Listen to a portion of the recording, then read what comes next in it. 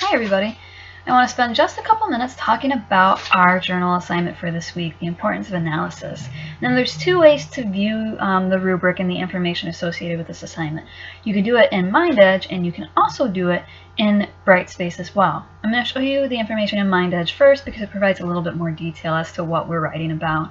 Now a journal is sort of an informal essay that you are writing in response to some prompts. That being said, we do want to make sure that our paragraphs are complete and that we are largely free of grammar. And just as a reminder, our paragraphs here need to be a minimum of 5 sentences. Okay, so let's make sure that we've got 3 paragraphs that are a minimum of 5 sentences each when we are writing this journal assignment.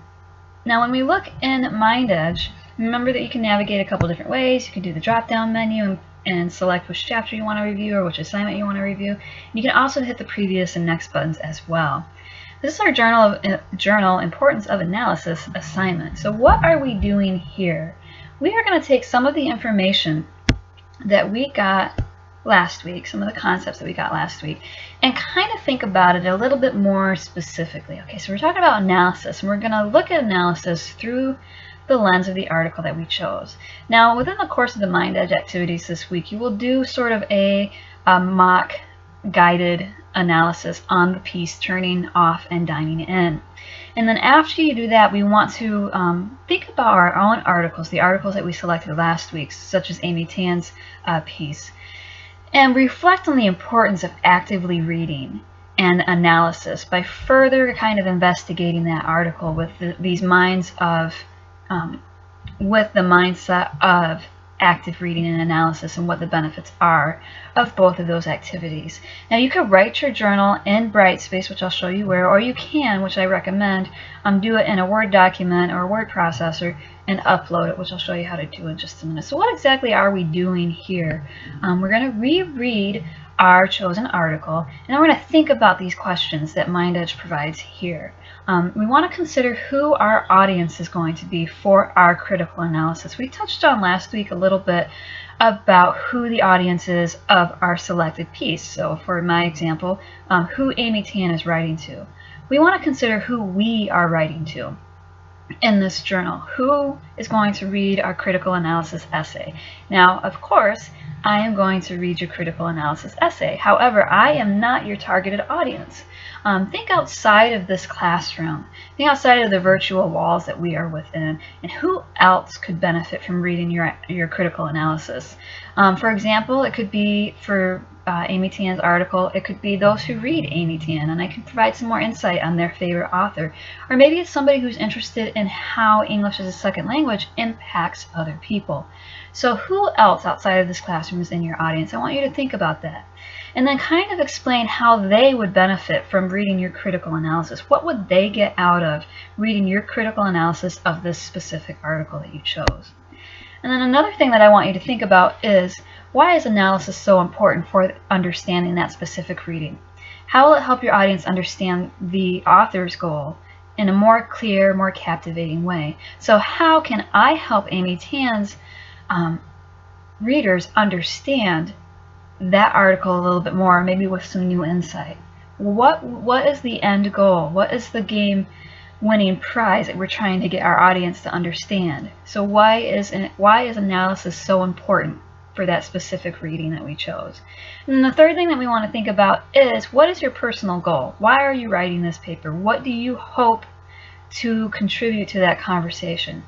Will you provide additional context to help your audience understand the importance of that author's goal? Or maybe, and this is interesting, maybe you'll use your essay as an opportunity to persuade your audience that the author's goal isn't good, it isn't correct. Your own idea, your own interpretation is better. So the 3 things that we are doing here is thinking about our audience, who is going to be reading and who will benefit from our critical analysis, and why would they benefit from reading additional insights. 2, why is analysis so important for your selected reading? Why is your critical analysis going to help your audience? And then 3, what is your personal goal with this critical analysis? Are you trying to help the audience better understand the author, or maybe you found some flaws in that author's logic and you want to explore that? Okay, so this is pretty loose. Don't get too stressed about this. We're just talking about ideas right now.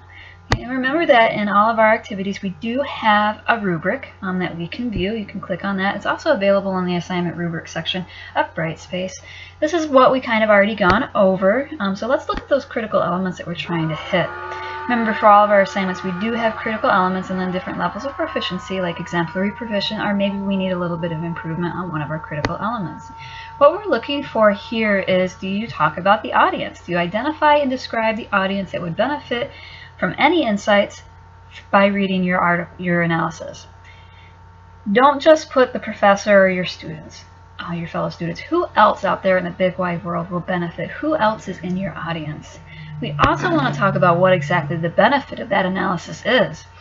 Do you describe how the audience could benefit from the analysis? Do you add specific examples on how your interpretation would help them better understand or maybe learn a new insight? And then we also want to talk about our goal. What is your ultimate goal with this analysis? What do you hope your audience will walk away with after reading your critical analysis? And then a little bit of the nitty-gritty, what length we're looking for. Remember, we want to have at least 3 well-developed paragraphs. Remember, well-developed means 5 minimum sentences each. So if you're into the numbers game, we're looking for a minimum of 15 sentences broken up in 3 paragraphs. And again, that's the minimum. You can write as much as you want.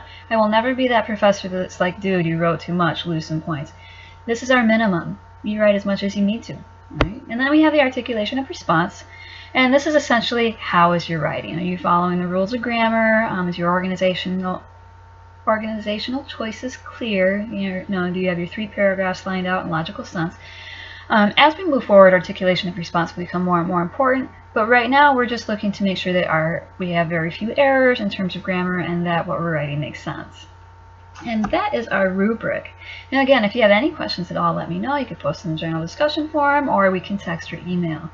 Now, I did mention that we can view this in Brightspace, so let's take a look over at our Brightspace area. When we log into Brightspace, we are typically taken to this screen, but we want to submit our assignment. So we want to click on Course Menus and click on Assignments. And this will take us to our assignment submission page where you guys submitted your writing notes.